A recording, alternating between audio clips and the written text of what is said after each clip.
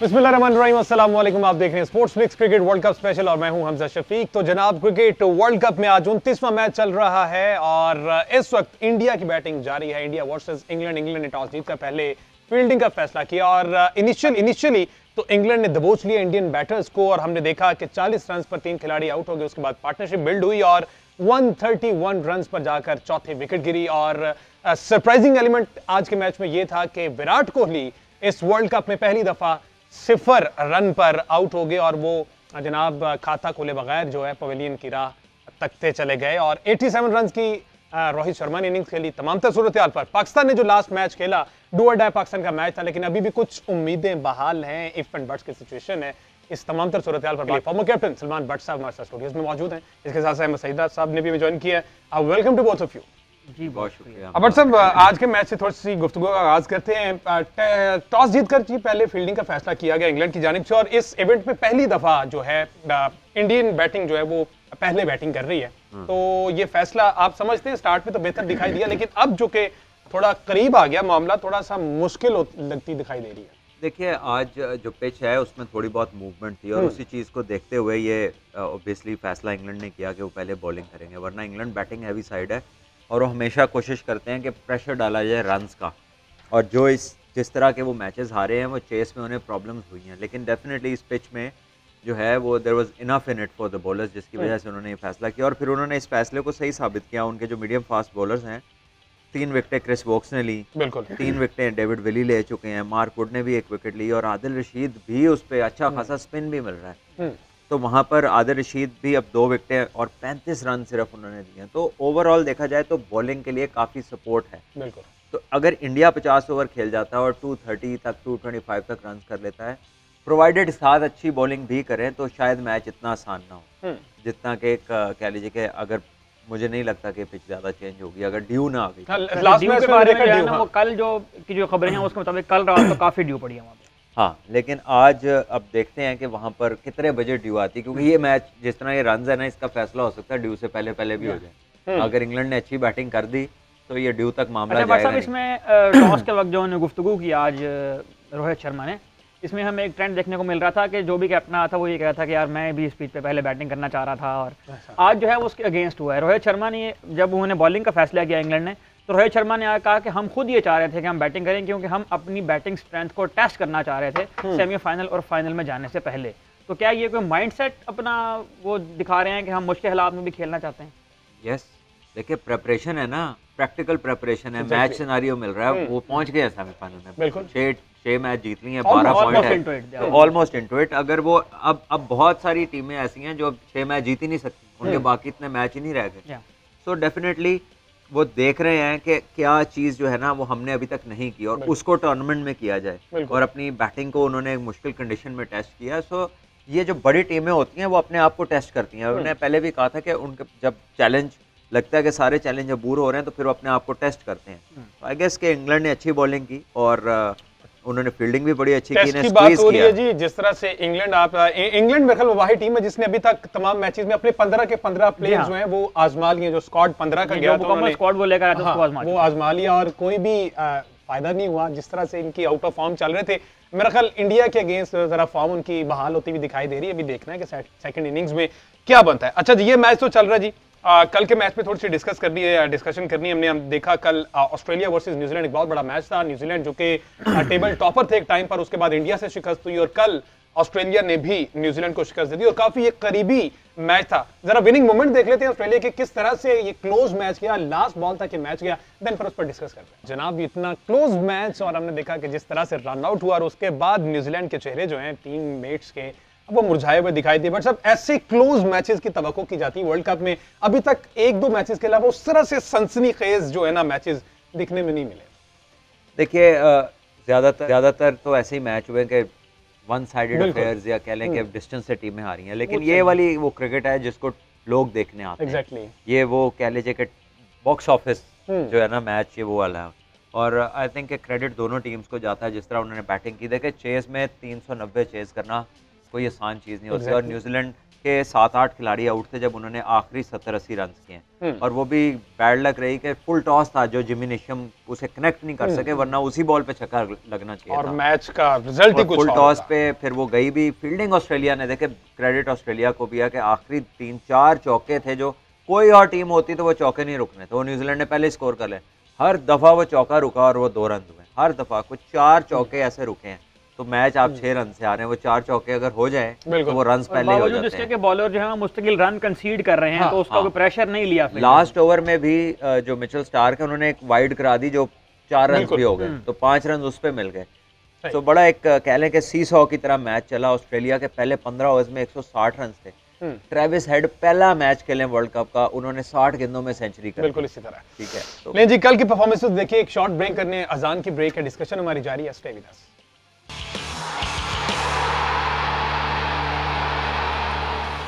Welcome back जी। बात हो रही क्रिकेट वर्ल्ड कप के हवाले से। इंडिया वर्सेस इंग्लैंड एक इंपॉर्टेंट मैच चल रहा है। इंडिया ऑलमोस्ट सेमीफाइनल्स के लिए क्वालिफाई कर चुका है और इस वक्त 225 पे 8 खिलाड़ी आउट हैं। इंडिया तो क्वालिफाई कर गया, लेकिन जिस तरह से पूरे इवेंट को ऑर्गेनाइज करवाया गया, बहुत से फ्लॉज नजर आए। आज के मैच में भी हमने देखा रोहित शर्मा का जो कैच लिविंगस्टन ने पकड़ा है, और उस टाइम जिस तरह से उनका घुटना जो है वो ग्राउंड में धंस गया और करीब थे कि वो उनको इंजरी हो सकती थी। अगर वो फुटेजेस पड़ी हैं तो वो दिखाइएगा जरा। उसके बाद फिर व्हाट्सएप का कमेंट लेते हैं कि इतना बड़ा इवेंट और इस तरह से जो सूरत हाल है वो जब होना बार बार होना। इससे पहले हमने देखा कि धर्मशाला के स्टेडियम में तब भी हुआ, मुजीब के साथ, आई गेस अफगानिस्तान के प्लेयर मुजीब के साथ। ये देखें जी वो मनाजिर, वो लेके उनका स्टक हो गया घुटना जिस तरह से, और वो काफी उनको जो है तकलीफ में देख सकते हैं। और ये वो सिचुएशन है जहां पर प्लेयर्स के इंजर्ड होने का बहुत बड़ा खतरा होता है, और ये भागकर आए और कैच लिया और यहाँ पे स्टक हो तो उनका घुटना जो है वो यहाँ पर स्टक हुआ है प्रॉपर, जिससे ग्राउंड की जो तो इस तरह की सूरत हाल बट सब हमने पहले किसी इवेंट्स में होती हैं, लेकिन यहाँ पर तो मेजरली ये बड़े कंसर्न्स आ रहे हैं। देखिए ग्राउंड्स ना कुछ बहुत ज्यादा उनकी लेयर सॉफ्ट है। हमने देखा कि जब भी नी ग्राउंड में लगता है तो अक्सर वहां पर नी फंस रहा है और ग्राउंड के अंदर जो कह लें कि वो अंदर धंस जाता है, और ये वो चीज़ है जो थोड़ी नहीं, खैर बहुत ज्यादा डेंजरस है ये, बिकॉज इससे किसी का टूर्नामेंट खराब हो सकता है, किसी की करियर थ्रेटनिंग इंजरी हो सकती है। तो आई थिंक ये चीज़ें इंश्योर करनी चाहिए ऑर्गेनाइजर्स को, in this case whatever cricket association it is, BCCI, क्योंकि जितने भी इनके स्टेडियम्स हैं वो क्रिकेट एसोसिएशंस हैं। तो ये वो चीज़ें हैं जो आउटफील्ड में इन्हें इम्प्रूव करने की ज़रूरत है। बिल्कुल है। अच्छा जी, कल कहा गया कि नीदरलैंड ने एक और अपसेट कर दी है, तो समझते हैं बांग्लादेश को रहना अपसेट है? वैसे तो बांग्लादेश टेस्ट नेशन है, प्लेइंग नेशन है, और जिस तरह की परफॉर्मेंसेस बांग्लादेश की टीम की तरफ से सामने आ रही हैं, मेरिट पे। देखिए बांग्लादेश की जो टीम है, सबसे ज़्यादा अगर किसी ने कह लें कि डिसअपॉइंट किया इंटरनेशनल क्रिकेट के अंदर, 2 दहाइयाँ हो गई हैं उन्हें, और बल्कि उससे ज़्यादा। और ये जो एक दहाई से तो ये खेल रहे हैं, साकिब, मुशफीक, महमूदुल्लाह, मुस्तफीज अब 7-8 साल से क्रिकेट खेल रहे हैं, 2 वर्ल्ड कप खेल चुके हैं। इनकी आउटपुट ही कोई नहीं है। ये लगता ही नहीं है कि मैच जीतेंगे। एक होता है कि चलो जी अच्छा खेले थे, इन्हें देख के लगता ही नहीं है कि ये मैच जीतेंगे।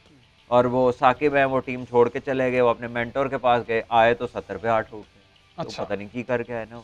बात यह है कि आपने जब इतनी क्रिकेट खेल लिया हो कि एक लड़के के क्रेडिट पे 200 सवा 200 इंटरनेशनल मैच है। ये शकीब और मुशफिक का 5वां वर्ल्ड कप है। वाह, ये 2007 में उस टीम का हिस्सा था जिन्होंने इंडिया को हराया था, पोर्ट ऑफ स्पेन। अब आप अंदाजा कर लीजिए कि और एक्सपीरियंस क्या होता है इससे ज्यादा। और अगर अभी भी इनकी अप्रोच टिमिड है और ये कहीं पे आपको मैच विनिंग प्लेयर्स के रूप में नजर नहीं आते, तो इनकी इनकॉम्पिटेंस है। अहमद साहब, करंटली वैसे और किसी टीम में भी इतने पुराने जो प्लेयर्स चल रहे हैं अभी तक, जो मेरा इन दोनों के अलावा कोई ऐसा प्लेयर नहीं है जो 5वां वर्ल्ड कप खेल रहा हो। और बांग्लादेश की टीम की अगर हम हिस्ट्री की बात करें तो 1986 में उन्होंने पहला ओडीआई खेला था, और बांग्लादेश ने पहला ओडीआई मैच जीतने में 12 साल लिए थे। 1998 में इन्होंने कीनिया को हराया था जब इन्होंने पहला ओडीआई मैच विन किया। पहला वर्ल्ड कप जीतने में तो फिर अंदाजा लगा लें, फिर एक मैच के लिए 12 साल लिए। 30-35 साल अभी मजीद दरकार हैं। ले जी, 2 बॉल रह गए, 229 रन इस वक्त बन गए, और बुमराह जो है वो अभी टिके हुए हैं, लेकिन जिस तरह से भी इनकी विकेट्स गिर रही हैं, ओवर्स पूरे खेल रहे हैं, जो कि हमेशा से देखिए रन ले गए हैं, वो 180 पे 7 आउट थे और रन 230 के पास पहुंच गए हैं। तो ये बड़ी इंपॉर्टेंट कंट्रीब्यूशन है।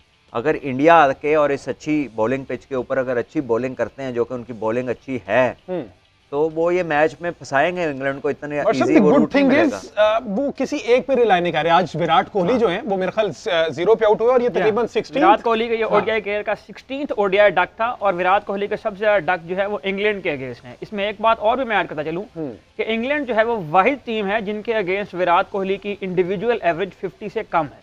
अच्छा, मतलब कि इंग्लैंड जो है वो उन्हें इंग्लैंड टफ रास टाइम नहीं देते है हैं उन्हें वो बेसिकली, उन्हें तो टफ ये टाइम कहना देते हैं। चाह वैसे रहे तो हैं। यूजुअली वो ऑस्ट्रेलिया को कहते हैं कि ये मेरा सेकंड होम है और यहाँ की मैं क्रिकेट अच्छे तरीके से जानता हूँ। ऑस्ट्रेलिया में उन्होंने बहुत रन किए, 4 टेस्ट मैचों में 400 कर दिए, हर फॉर्मेट में हर फॉर्मेट में रन किए। अच्छा जी, 229 लास्ट बॉल है जी, देखते हैं टारगेट कितना। और ये बुमराह जो है ये Out इस हो इनिंग के गए, 200 फोर्थ टॉप स्कोरर हैं। Fourth top scorer. 230 का जी टारगेट दे दिया गया इंडिया की जानिब से। इंग्लैंड जो कि आउट ऑफ फॉर्म टीम चल रही है टूर्नामेंट के स्टार्ट से लेके अब तक, जो इंग्लैंड की टीम है वो आउट ऑफ फॉर्म है। और अभी हमने देखा कि 230 जो कि इनिशियली हमने देखा 40 पर 3 खिलाड़ी इंडिया के आउट थे और विराट कोहली जैसे बैटर जो है वो 0 पर आउट हो गए। और उसके बाद सूर्या कुमार यादव ने जो जिस तरह से 49 रन की इनिंग्स खेली है तो थोड़ा सा इंडिया को उनके रन को बूस्ट मिला और अब 230 का टारगेट दे दिया गया है। बट सब अगर ड्यू फैक्टर नहीं होता तो फिर इंडिया टफ टाइम दे सकता है। देखिए बिल्कुल दे सकता है, उसके अलावा भी दे सकता है। मैं आपको बताऊं, अगर आप बाय एंड लार्ज देखें इस वर्ल्ड कप में अभी तक इतनी ड्यू नहीं आई है कि कहीं आपको टावल्स निकले नजर आए। बिल्कुल, ठीक है। और दूसरी बात यह है कि स्पिन भी हो रहा है इस पिच पे। एग्जैक्टली। तो जडेजा और कुलदीप यादव दोनों बड़े आउटस्टैंडिंग स्पिनर्स हैं और आज शामी भी खेल रहे हैं। अगर बॉल सीम हो रहा है तो इंडिया के बेहतरीन 3 सीमर खेल रहे हैं और फॉर्म भी सबकी लगी हुई है। तो अगर अच्छी बॉलिंग करेंगे इंग्लैंड के लिए ये रन इजी नहीं होंगे। और इंग्लैंड ने भी अभी तक इस वर्ल्ड कप में कोई कमाल नहीं किया। बिल्कुल, 6 में से 5 या 4 मैच वो हारी है, ऐसे ही है। तो फंसे वो भी हुए हैं। अच्छा, मोहम्मद शामी की यहाँ बात हुई है, इनका भी मैं एक स्टैट शेयर करता चलूँ कि मोहम्मद शामी ने जॉस बटलर को 5 दफा आउट किया ओडीआई वर्ल्ड कप में। ये किसी बॉलर के अगेंस्ट उनका सबसे बड़ा रिकॉर्ड है। ले जी, इसी सूरत हाल में मुझे वो याद आ जाते हैं डेल स्टेन और मोहम्मद हफीज की एक ज़माने में बड़ी लगा करती थी और आखिर टाइम पे तो ये था कि आउट करके डेल स्टेन हंसने लग जाते थे कि कुछ तो चेंज करो। यहाँ मेरा ख्याल है ये सवाल ज़रूर होना चाहिए कि जो इन्होंने आज अश्विन को ड्रॉप किया है इस पिच के ऊपर, तो क्या ये इंडिया को कॉस्ट नहीं करेगा इस पिच पे? देखिए इस पिच पे फास्ट बॉलर्स ने इनिशियली विकेटें ली और मूवमेंट अच्छी थी नए बॉल के साथ, तो इंडिया ने मोहम्मद शामी को इसीलिए खिलाया होगा ना कि फास्ट बॉलर को मदद मिल रही है।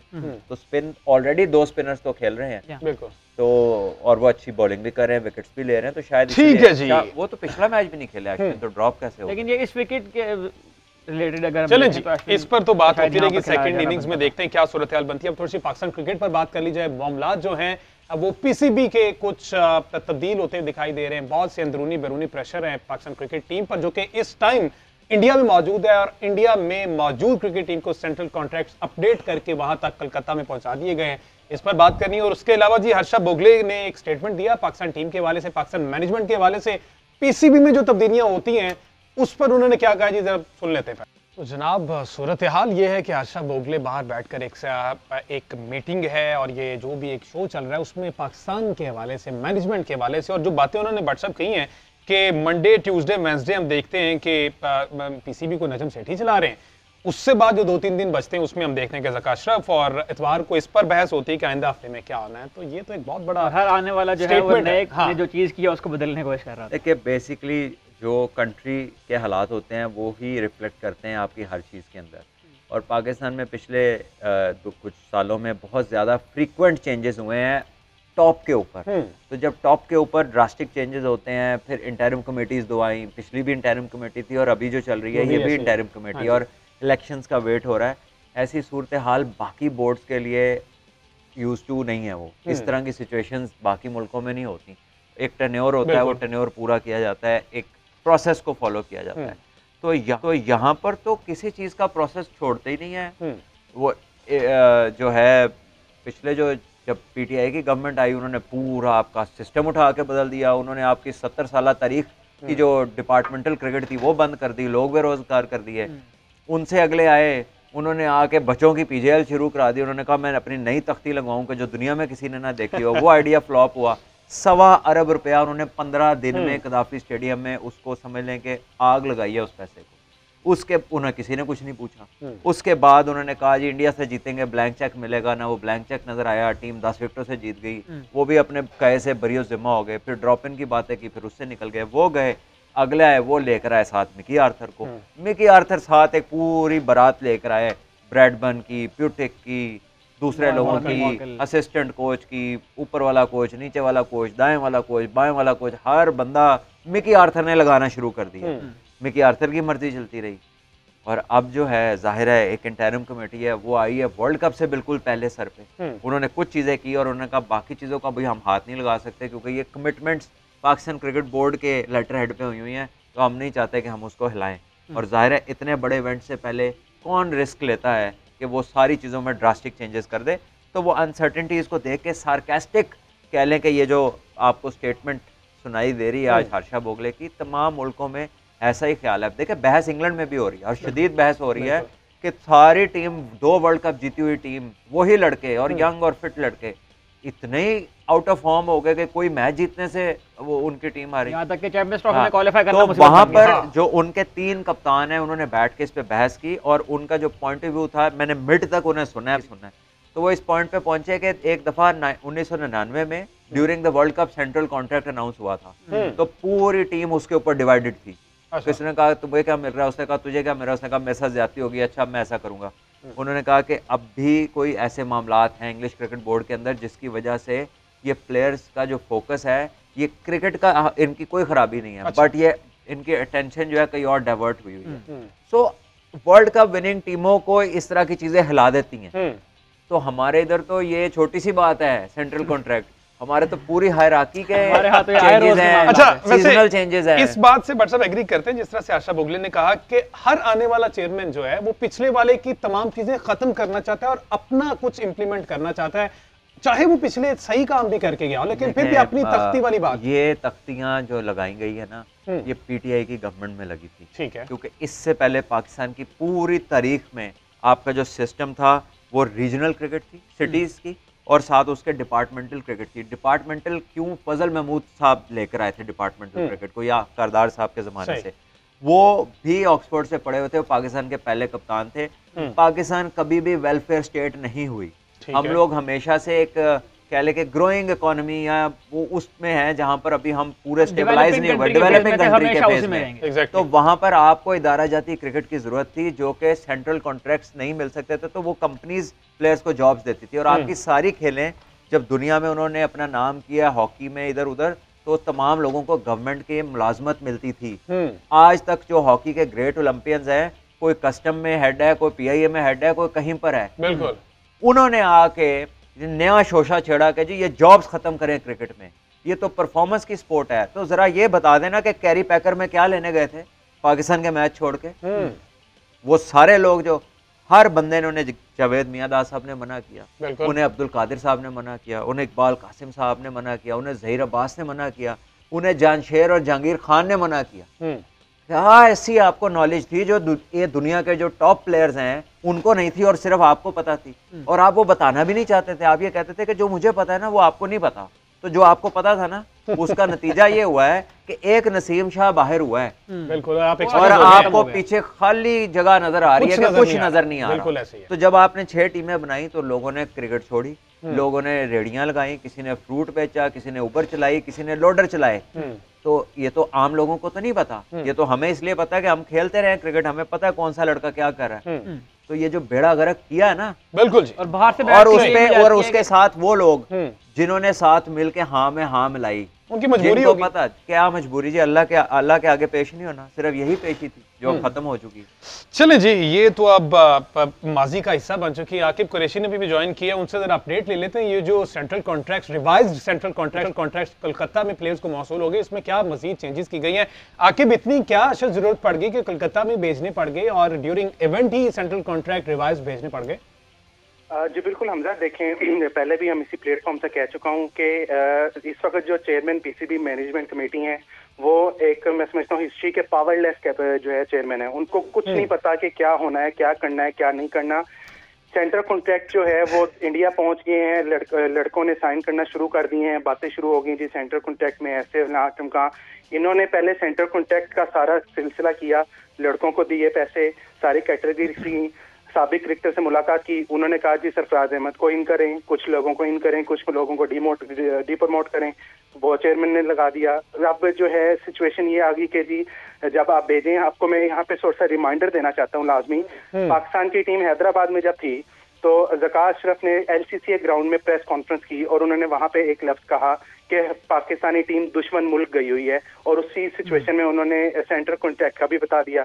सेंटर कॉन्ट्रैक्ट साइन करवा लिए थे, यहाँ पे तैयार थे, साइन नहीं करवा सके प्लेयर जो है, उन्होंने साइन नहीं किए थे क्योंकि कुछ क्लॉज थी, उस पर बातचीत होनी थी, वहां पे जाके जो है सारी बातचीत डन होगी। अब वहां पे जो इंडिया में हमारे प्लेयर्स हैं ड्यूरिंग टूर्नामेंट, बेशक हमारी टीम की परफॉर्मेंस 0 है और उस पर तनकीद बनती भी है जो कि मेरिट पे बनती है, लेकिन क्या इतनी जल्दी हो गई, क्या अचानक इस तरह के सिलसिले हो गए कि चेयरमैन पीसीबी को मैनेजमेंट कमेटी को याद आया कि डॉक्यूमेंट हम इंडिया पहुंचा दें और वहां पे जाके जो है साइन करवा दें।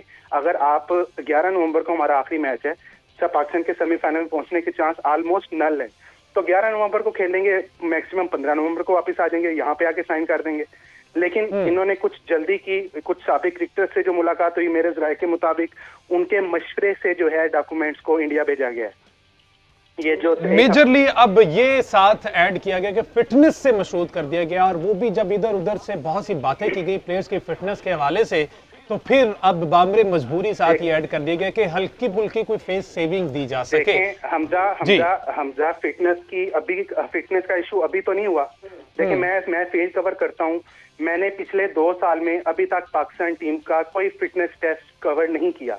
इसका मतलब लैब्स कहाँ पे आ रहे हैं, बोर्ड के साइड पे आ रहे हैं, मैनेजमेंट की साइड पे आ रहे हैं। खिलाड़ियों को आप अगर उनके कहने मान लेंगे, उनको लीग्स करवा देंगे, उनकी मनपसंद पैसे दे देंगे, वो उनका हक है, लेकिन कुछ आपके भी काम होते हैं। आपने यो टेस्ट कोई नहीं करवाया, आप मुझे बताएं यो टेस्ट हमारा हुआ कब हमने देखे थे कि वो नंबर हमें देखने, वो मिसबाउल हक के दौर में थे जब हुए थे यो टेस्ट, जब उसमें फिटनेस का म्यार आता था कि इसमें ये इतने नंबर करेगा, 16 नंबर लेगा तो ये पास होगा, 15.5 भी हो जाएंगे तो ये फेल हो जाएगा, वो तो आपने करवाए नहीं।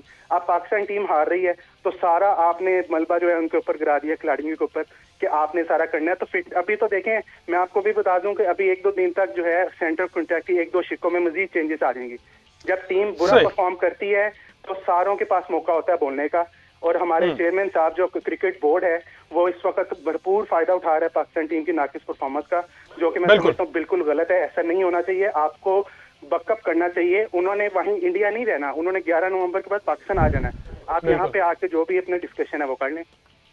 अच्छा, आपने साथ साथ ये भी कह दिया कि 11 नवंबर के बाद पाकिस्तान आपकी तरफ से कोई उम्मीदें नहीं है कि आप फाइनल में जाएं। अभी फ्रंट बट्स की सिचुएशन है, आके बितरा दिल ना छोटा करे, कुछ भी हो सकता है। अभी आशा भोगले ने भी यही कहा है कि पाकिस्तान ऐसी टीम है। आशा भोगले के स्टेटमेंट का भी आखिरी हिस्सा ये था कि सबके बावजूद भी हम जब ये समझना शुरू होते हैं कि पाकिस्तान टूर्नामेंट से बाहर हो गया, तो पाकिस्तान की टीम जो है वो कमबैक कर जाती है, और ऐसा हो सकता है क्रिकेट बाय चांस, ये ऑन द डे पता चलता है। बट साहब आखिर में जिस तरह से कहा कि मोस्ट पावरलेस ये चेयरमैन साबित हो रहे हैं अभी तक के, और प्लेयर्स के सामने बेबस दिखाई दे रहे हैं, प्लेयर्स खुद फिटनेस टेस्ट नहीं देना चाह रहे। यो टेस्ट भी आज से मिसबॉल के दौर में हुआ। क्या बातें कर रहे हैं भाई, चेयरमैन ने फिटनेस टेस्ट लेना है, खुदा का वास्ता है।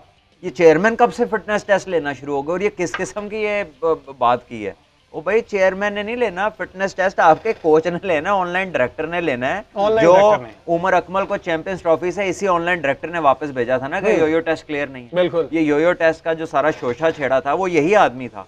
इसके बाद फिर उसको कैरी ऑन किया मिसबाउल हक ने, उन्होंने एक फिटनेस कल्चर इंट्रोड्यूस कराया, ऑल्दो कि उसमें काफी खामियां थी, लेकिन उसमें डिटेल थी कि हर रीजन के बच्चे को फिटनेस टेस्ट साल में 3-4 दफा क्लियर करना पड़ता था, और उसकी जो सेंट्रल कॉन्ट्रैक्ट जो था उसकी जो परसेंटेज थी उसमें डिडक्शन होती थी अगर वो अपना टेस्ट क्लियर नहीं करता था। तो ये कोई चंबे की बात नहीं है कि जी उसको मशरूत कर दिया। ये मेरे टाइम से सेंट्रल कॉन्ट्रैक्ट जो है वो फिटनेस से मशरूत है, उसकी परसेंटेज की डिडक्शन होती है। अगर हम सर्टेन लेवल ऑफ फिटनेस जो है वो मेंटेन नहीं करते तो उसमें 25-30% महीने की सैलरी में से डिडक्ट होता है। किस स्टेज पे एक्सक्लूड किया गया इस चेक को? ये पता करने की बात ये है कि ये तो चला आ रहा है जब से शुरू हुआ है। तो ये नया डला नहीं है भाई, ये कब निकला, किसने टेस्ट नहीं कराया, वो बंदा ढूंढे। और जहां तक पावरलेस चेयरमैन की उन्होंने बात की है, इंटरिम कमेटी के पास पावर्स नहीं होती, वो फैसला नहीं कर सकते, उनकी हायरिंग करने की कैपेसिटी नहीं होती जब तक वो इलेक्टेड मेंबर ना हो जाएं। ये तो रूल्स हैं। तो जब तक वो इलेक्ट नहीं होते, he is in no power to give contracts. और वो ऑल्दो के वो कुछ चीजें पिछले चेयरमैन साहब भी वो जो थे नजम सेठी साहब, वो भी इलेक्टेड मेंबर नहीं थे। तो हैं लोग डिसीजंस लेते हैं, लेकिन इनके डिसीजंस उस तरह ऑथेंटिक नहीं होते क्योंकि ये इलेक्टेड जब तक नहीं होंगे तो वो चीज नहीं होती। ठीक है जी, हर not allowed। तरीके से ही खिचड़ी सी पकी हुई दिखाई दे रही है और ये इसका बहरहाल नुकसान पाकिस्तान क्रिकेट को हो रहा है, चाहे वो प्लेयर्स की परफॉर्मेंस है, चाहे मैनेजमेंट की कुछ गलती है। शॉर्ट ब्रेक शामिल करिए, इसके बाद एक बड़े इंपॉर्टेंट टॉपिक पर बात करनी कि उमर गुल ने शादाब खान पर बहुत बड़ा एक इल्जाम लगाया है। आया वो इल्जाम इस तरह का स्टेटमेंट देना इस इवेंट में सही है, उस पर बात करेंगे एक ब्रेक के बाद। स्टे विद अस।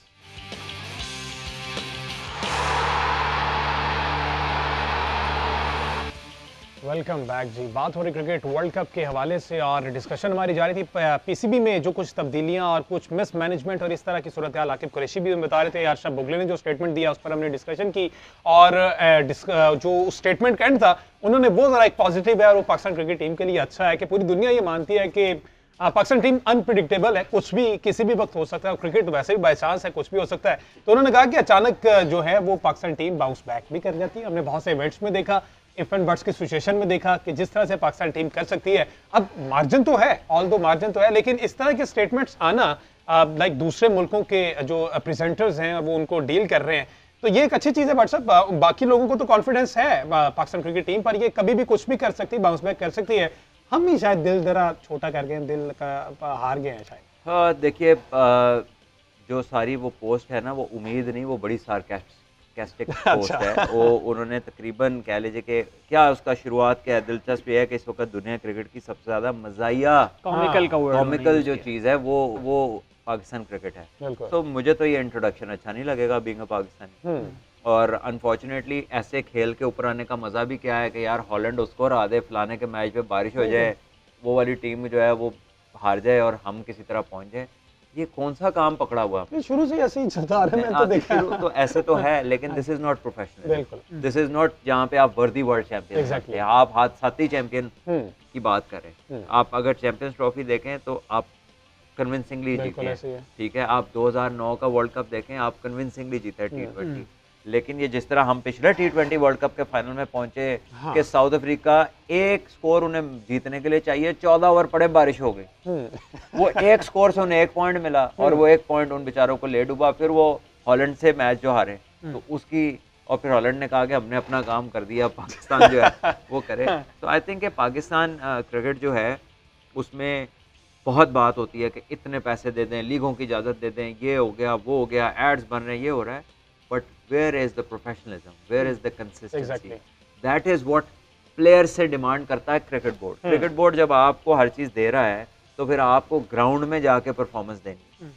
और मेरा ख्याल है कि आई थिंक कि क्रिकेट बोर्ड को फर्स्ट क्लास क्रिकेट भी जो है वो सेंट्रल कॉन्ट्रैक्ट के साथ मशरूत करनी चाहिए। अगर आप लीग्स के लिए एनओसी चाहते हैं तो 5 मैच मिनिमम हर बंदा फर्स्ट क्लास के खेले। वो जब तक आप नहीं खेलेंगे, ना आपसे 10 ओवर होंगे, ना आपसे 50 ओवर में पूरी बारी ली जाएगी। ऐड नहीं की गई, ये कभी भी नहीं हुई, इस पे ऊपर कभी किसी ने बात भी नहीं की। ये तो मैं आपको आइडिया दे रहा हूँ कि इंग्लैंड की लीग क्रिकेट खेलने के लिए अगर जाना हो तो आपको 5 फर्स्ट क्लास मैचेस की जरूरत होती है। तो बड़ा easily cricket board central contract में ये डाल सकता है कि उसी खिलाड़ी को एक्स्ट्रा लीग के लिए एनओसी मिलेगी जो 5 फर्स्ट क्लास के मैच खेलेगा। एक तो आपके सर्किट में यंगस्टर्स आपके प्लेयर्स के साथ खेलेंगे, बिल्कुल आपके प्लेयर जो है वो फर्स्ट क्लास में गेम टाइम गुजारेंगे, लंबे फॉर्मेट के लिए रेडी होंगे और आपकी क्रिकेट के स्किल लेवल्स ऊपर रहेंगे, और फिर आप एनओसी दे दीजिए। और इंडिया तो देता ही नहीं है, वो तो रणजी ट्रॉफी के टाइम पे आपको इजाजत ही नहीं है कहीं जाने के लिए, बस ब्लैकआउट, उसके आगे कोई बात नहीं होगी। तो यहाँ पर तो डोमेस्टिक क्रिकेट के दौरान हमारे प्लेयर्स जो है T10 खेलने चले जाते हैं, जिसको फॉर्मेट कहना ही नहीं चाहिए। वो एक दिन श्रीलंका होते हैं, अगले दिन कनाडा होते हैं। तो बात ये है ना कि आप खुद, हमने वो चीज पे अच्छा कैसे ऐसा कोई रूल बनाया एक और टॉपिक है जी, मैं भी ऐड करना चाहता हूँ कि ये जो हम दूसरों के ऊपर डिपेंडेंट हो जाते हैं ना अपना एग्रीगेट सेट करने के लिए, एवरेज सेट कर, मेरा ख्याल है इसी वजह से हम शायद नेशनल लेवल पे भी कोई एक कौमी मिजाज हम डेवलप नहीं कर पा रहे। हम जो है ना वो इकोनॉमी हो, हमारी पॉलिटिक्स हो, हमारे स्पोर्ट्स हो, हम दूसरों पे डिपेंडेंट रहते हैं और हम इसी की बुनियाद पे नहीं हो पाती पाकिस्तान की। बट सब प्रोफेशनलिज्म की आपने बात की और जिस तरह से सीनियर प्लेयर्स करते तो हैं तनकीद वगैरह जो करंटली चल रहे होते हैं प्लेयर सिचुएशन। अब उमर गुल साहब ने एक नेशनल टीवी पर बैठकर स्टेटमेंट दिया कि शादाब ने खुद को बचाने के लिए इंजरी का बहाना किया। फर्दर मजीद डिटेल्स क्या थी अहमद सईद साहब, आपने जरा इस केस को स्टडी किया, जरा बताएं, देन फिर व्हाट्सएप से। जी हाँ, उमर गुल साहब ने ये कहा है कि शादाब गुल जो है वो इस वजह से बाहर नहीं बैठे रहे कि उनको इंजरी हो गई थी। अगर इंजरी होती तो वो दोबारा आके वो बॉलिंग करवाते हुए नजर ना आते और दोबारा जो है वो डगआउट में आके बैठ गए। जब विकेटें गिरना शुरू हुई तो वो डगआउट में आके बैठ रहे हैं, आपको हंसते हुए खिलखिलाते हुए नजर आते हैं। तो शादाब खान जो है वो इंजरी की वजह से बाहर नहीं हुए, बल्कि उनसे जो है वो प्रेशर बर्दाश्त नहीं हुआ, इस वजह से वो बाहर चले गए हैं। ये उमर गुल साहब ने कहा है नेशनल टीवी के ऊपर बैठ के। तो क्या वर्ल्ड कप के दौरान इस तरह की स्टेटमेंट देनी चाहिए? सिचुएशन को देखते हुए भांपते हुए फेस सेविंग, देखें ये इंटायरली एक प्लेयर की अपनी असेसमेंट है। अच्छा, और जिसको हर एक को अपनी राय देने का पूरा हक है। मेरा नहीं ख्याल कि जो है उमर गुल ने अगर कोई बात की है तो उसने कोई पर्सनल उसमें की होगी ग्रज के अंदर, ये उसकी अपनी असेसमेंट हो सकती है। मैंने उसका सर लगते नहीं देखा। जब मुझे पता लगा कि उसामा मीर कंकशन रिप्लेसमेंट है, सो आई वाज आस्किंग, मेरे बेटा मेरा मैच देख रहा था, मैंने पूछा कि क्या हुआ, तो उन्होंने कहा वो फील्ड में गिरे थे। सो कंकशन बेसिकली तो आपको हेड पे जब ब्लो लगती है, बॉल लगती है, तो उसका तो सुना था, लेकिन जाहिर है अब वो सर अगर उनका लग गया फील्डिंग करते हैं ज़मीन पर, कितना उसका इम्पैक्ट था नहीं मालूम। ये ज़रूर बाद में रिप्ले में देखा कि एक जगह वो लेटे हुए थे और दो डॉक्टर्स जो थे वो उनका ग्राउंड के अंदर मुआयना कर रहे थे, जिसके बाद उन्हें बाहर ले जाया गया। तो अगर तो उन्होंने डॉक्टर्स ने ही उनको बाहर लेके गया और अगर उन्होंने इजाज़त दी और आईसीसी के पैनल ने क्लियर किया तो फिर जाकर ये इस कंकशन का सब मिलता है, ये ऐसे मिल नहीं सकता। तो ऐसे में ये कह देना कि किसी ने जान के किया है, तो अगर किसी ने जान के किया है ना, तो ये बहुत इट्स अ ह्यूज स्टेटमेंट। ये कोई एक अपने पैनल से गुजरेगा, फिर वो आईसीसी के पैनल से गुजरेगा। इस सारी सूरत में मुझे अहमद शहजाद साहब याद आ रहे थे। एक इंसिडेंट उनके साथ हुआ था, स्ट्रेचर पर उन्हें बाहर लेके गए और वहां पर जाके कहा कि मुल्क को कौम को मेरी जरूरत है, मैंने जरा वापस जाना है। तो वो फील्ड में मेरा ख्याल वापस लगता है कि आजकल हमारी टीम काफी जो है ना वो साउथ इंडियन मूवीज देख रही है। अच्छा। क्योंकि वहाँ पे भी ऐसा ही होता है कि हीरो बिल्कुल गिर जाता है और उसके बाद जब उठता है फिर पूरा शहर तबाह। अच्छा बट साहब हमारे तो रिजवान ने भी गिरने के बाद छक्का मार दिया था निकल के अगली बॉल पे। तो अब फिटनेस के वाले से बात चल रही है। अच्छा, एक टैग लगा दिया गया यारी दोस्ती के बाबत पर। हमने देखा कि वर्ल्ड कप शुरू होने से पहले फखर जमान की सिलेक्शन पर बड़ी बात हुई, हसन अली को जब शामिल किया गया बड़ी बात हुई, शादाब खान की परफॉर्मेंस पर बड़ी बात होती रही। इस सब के बावजूद बाबर ने इन्हें कैरी किया और एट दी एंड हमने देखा कि अब शादाब भी उस मैच में बात है, फखर वैसे नहीं इंजरी से बाहर हो गए हैं और 95% फिट हैं वो, 95%, लेकिन वो मैच नहीं खेल सकते और वो 3 दिन से 5% पूरा नहीं हो रहा। हाँ, हसन अली को भी फीवर हो गया, वो भी बाहर हो गए। तो जिसके लिए बाबर ने लड़ाई की, सबके सामने स्टैंड लिया कि ये मुझे चाहिए प्लेयर, वही एंड टाइम पर धोखा देंगे, तो फिर बाबर के साथ यही चीजें जो है ना किया था वही पत्ते हवा देने लगे। यही वो चीज़ है जिसके लिए फिर आपकी जवाबदेही मुश्किल हो जाती है। बिकॉज जब आप अपनी रिस्पॉन्सिबिलिटी के ऊपर किसी को बैक करते हैं और फिर क्रिकेट बोर्ड और सिलेक्टर्स कहते हैं कि ठीक है जी कप्तान को चाहिए दे दो, जब उसको मिल जाता है then there is no excuse कि परफॉर्मेंस क्यों नहीं हुई। फिर तो आपने साबित करना है कि जो मैं कह रहा था, जिन पे मैंने ट्रस्ट शो किया था, ये पड़ी है उनकी परफॉर्मेंस। लेकिन यहाँ पर तो यही है कि ये पड़ी है उनकी परफॉर्मेंस। ये पड़ी। अच्छा, आकिब कुरैशी भी हमारे साथ है। आकिब साहब, व्हाट्सएप बड़े क्यूरियस है इस हवाले से, जिस तरह से आपने 95% फिट करार दिया था फखर जमान को, तो वो ये जानना चाह रहे हैं कि अब 95 से 96 या 97 तक पहुंचे या अभी तक 95 पे रुके हुए? देखिए, ये जो परसेंटेज का मामला है, ये यकीनन जो है, बल्कि छोटी सर कहता हूँ, सलमान भाई मुझसे ज्यादा बेहतर जान सकते हैं, क्योंकि जो डॉक्टर साहब होते हैं वो अपनी रिपोर्ट्स में बताते हैं कि ये प्लेयर किस कैलिबर का है, किस कहाँ तक फिट है और कहाँ तक इसने खेलना है। किया था उस मैच में कि जब डॉक्टर साहब ने रिपोर्ट पे लिखा कि ही इज 95% फिट, तो वो फील्डिंग किस तरह कर रहे थे, ये बड़ा सवालिया निशान है। अगर वो 95% फिट थे तो फिर फील्डिंग करने ना आते हैं। इसके साथ मैं आपको एक और भी चीज इंक्लूड करूँ, जो भी उमर गुल की बात हो रही थी।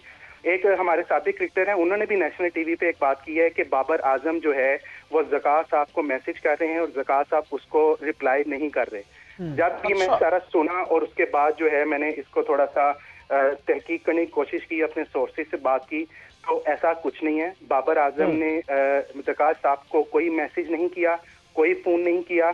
उस वक्त सेंट्रल कॉन्ट्रैक्ट का मामला चल रहा था, जो अभी सारा जो वहाँ पे इंडिया पहुंचा है। बाबर आजम की जो हमारे सलमान नसीर हैं चीफ ऑपरेटिंग ऑफिसर, उनसे बात हुई है और उनसे इस बात हुई है, लेकिन कॉमन सेंस ये नहीं कहती कि क्या चेयरमैन जो है वो डायरेक्ट कप्तान से सेंट्रल कॉन्ट्रैक्ट के बारे में बात कर सकता है। तो कॉमन सेंस यही कहती है ऐसा बिल्कुल नहीं हो सकता। सलमान नसीर सारे एडमिनिस्ट्रेटर देखते हैं, एडमिनिस्ट्रेशन, उन्होंने बाबर आजम से रब्ता किया, उन दोनों का रब्ता अब भी है। तो वो जो साबिक कप्तान ने एक सही। इस तरह की बात की है कि उन्होंने ठीक मैसेज किया। है। अच्छा आकिब, दूसरा सवाल भी मैं आपसे लूंगा, पहले जरा मैं भट्ट साहब को बता दूं कि अब कुछ बेहतरी आई है, 95 से जरा उन्हें ऊपर अपग्रेड हुए। भट्ट साहब वो कह रहे हैं कि फील्डिंग करने तो पहुंच गए थे 95% फिट होने के बाद, तो बैटिंग के लिए जरा मजीद 5% चाहिए था, इसलिए उनको उस मैच का हिस्सा नहीं बनाया गया। देखिए अगेन स्पीचलेस है भाई इस पे, कि जो फील्डिंग कर सकता हाँ, है, डाइविंग कर सकते हैं, स्प्रिंट लगा सकते हैं, थ्रो कर सकते हैं, तो बैटिंग तो इतनी मुश्किल नहीं है। और सब was समझते हैं looking आपके quite good बहुत fielding. ज्यादा अब जो कॉन्स्पिरेसीज चल रही हैं, ये सारी चीजें चल रही हैं, हमने देखा कि लेट 90s और 2001, 2, 3 वाली जो लॉबी सिस्टम उस टाइम पे चल गया, बड़ा दोबारा से वो टीम में सरगर्म होता हुआ आप देख रहे हैं, जिस तरह की बातें सामने आ रही हैं, टीम में लड़ाई झगड़े चल रहे हैं, एक दूसरे पे इल्जामात हो रहे हैं, फेस सेविंग दी जा रही है, ये सारी सूरत ये तो हमारे क्रिकेट का हुस्न है। हाँ, ये हमने लेट 90s में देखा, लेकिन अब तो ये बहुत ज्यादा ये चीज सामने आ गई। देखिए क्योंकि पहले एक टाइम था कि सारे के सारे सुपरस्टार थे, so nobody apart from Wasim भाई के बाद नोबडी स्टूड आउट, कोई ऐसा अलग बंदा नहीं नजर आ रहा, सारे सब बड़े बड़े सुपरस्टार थे।